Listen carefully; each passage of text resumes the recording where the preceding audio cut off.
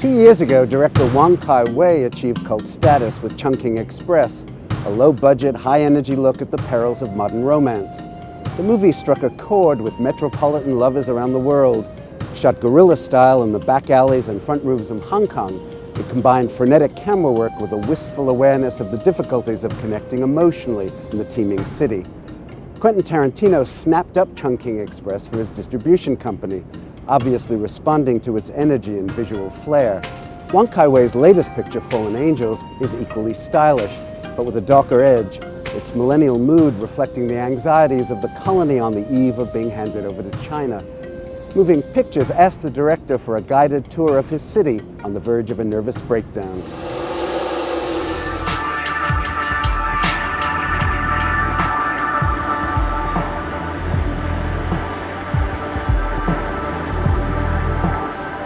If I didn't live in Hong Kong, my style will probably be different. The only way I can make a film in a place is I have to know the place well, the people well, and I think I know Hong Kong well.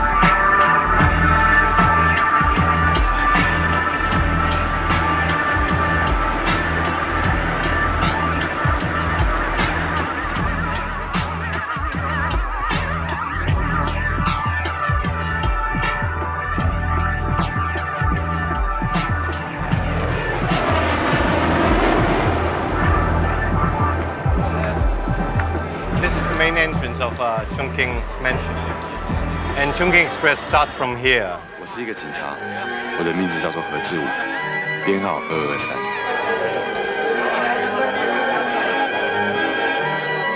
This is the most busy place in Hong Kong. It's fast and it is confusing. Anything can happen. 我们最接近的时候，我跟那里距离只有0.01公分。 57个小时之后，我爱上了这里。It's very much like a small mini Hong Kong. The people living here are from different cultural background, and they squeeze in a limited space.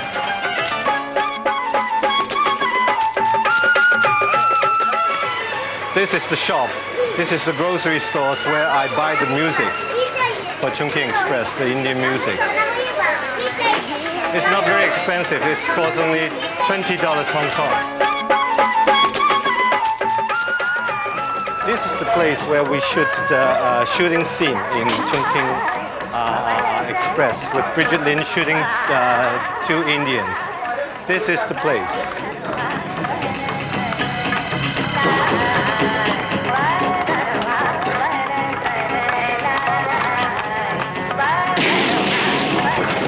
I like this place, and I have a lot of fun shooting here. 我跟他最接近的时候，我们之间的距离只有0.01公分。我对他一无所知。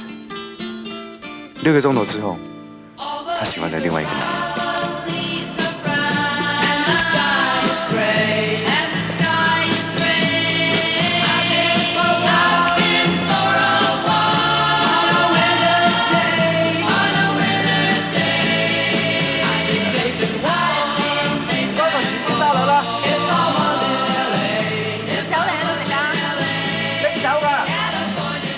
So this is Midnight Express, one of the key locations in Chungking Express and Fallen Angels. This is my cameraman, my DP, Chris Doyle.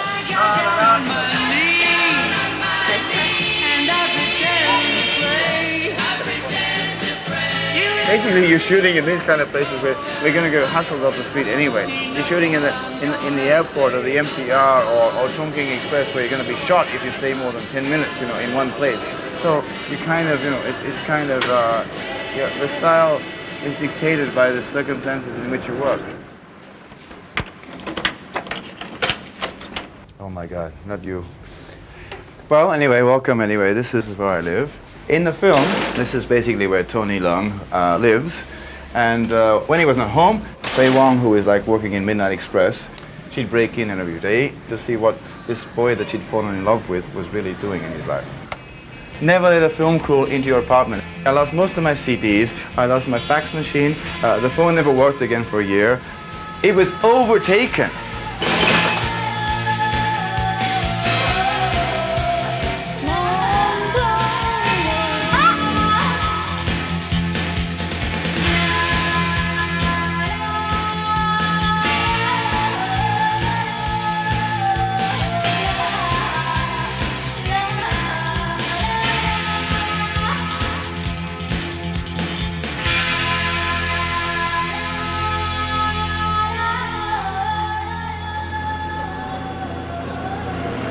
My first film, As Tears Go By, is quite successful, critically and commercially.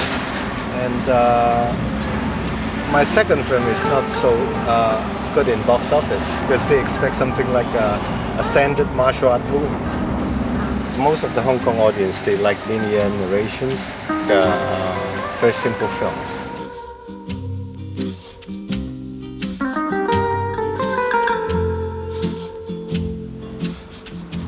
In fact, I don't know what my style is because I change from time to time. When I was making Chungking Express and Fallen Angels, they said, well, this guy making film very fast. When I was making Days of Being Wild, people said, well, he makes slow films. 睇下我嘅錶，點解睇住你錶啫？ 1分鐘啦。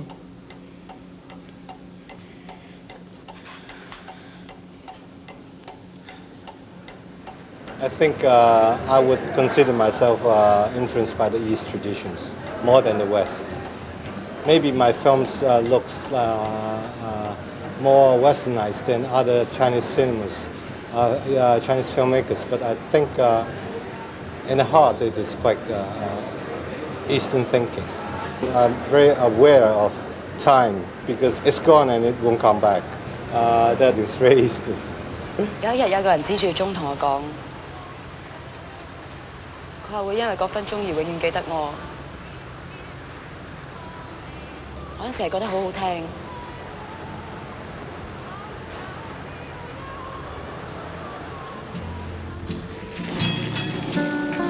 We have the paintings of Edward Hopper, and I said I want the film to be something like a monochrome, and there's a lot of green in the film. We actually see very monochrome because he's always wearing his sunglasses. I mean, you know, it has things seem to kind of dilute, you know, the colors a bit. Also because I made some mistakes in the printing. So. He put 3 filters in front of the lenses, so it's always have problems in focus. We may have made a mistake, but we stuck with it. And there was enough support from him and from some of the people on the film that we had to preserve, you know, we have to go with it. You know. And that you don't get every day. I don't think you get that in Hollywood. That's why we're not going. There's offers, but I think I would like to stay to work for a few more years. To some directors, Hollywood is their dream. So if they want to do it, why not? China's going to take over Hong Kong next year, and but nobody knows what will exactly happen. It's something which is very exceptional, and I think something interesting will happen here. So I'd rather stay. Hong Kong cinemas is quite different from Chinese cinemas. In China, they are more organized. They want to know exactly what you want, and Hong Kong is more flexible. So I think each party has to get used to each other for a certain time. But I think I will stay and make more films.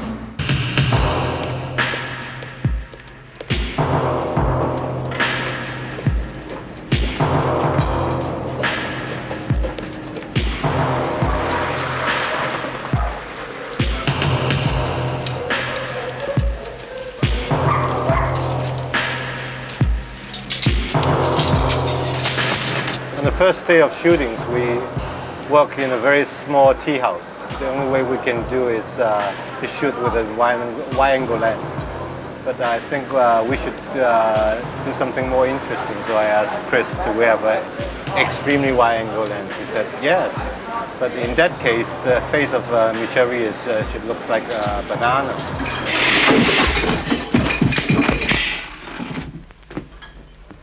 It was about space. We use a wide angle because these people are so close together but so distant, and the camera should be close to them, therefore you feel very close to them, but you know that they're really separated by a great distance of, incomprehensibility. They can't talk to each other. That's after the fact. I mean, the real fact is, it was a small space and we had to get close, right? And then you start going in that direction and you say, hey, it's working, this is interesting.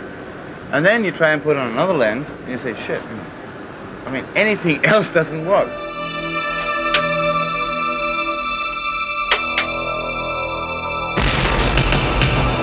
When you shoot a gun, the cameraman, if it's me, he usually goes, oh! So I think this is partly how the handheld style that we've developed together started. This distorted, way in which things, move in and out of your perception. The way, things are blurred, time is blurred.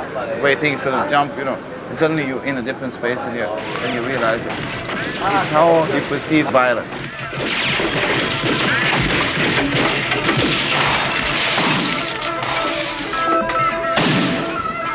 You won't admit it. But I hope it's poetic. I hope it's about poetry. I hope it's about the poetry of life. I hope it's about the poetry of love, the poetry of the impossibility of various things, and the consequences of certain choices. I'm sure a lot of, and of course, time. There's so much of this stuff is about time. Then obviously, you play with the time in which the film passes through the camera. I mean, this seems to be a logical step. N'est-ce pas? Talk like film critics. Yes. I've been reading Tony Raines all week. And there's a special preview of Fallen Angels this Thursday at Nottingham's Shots in the Dark Festival.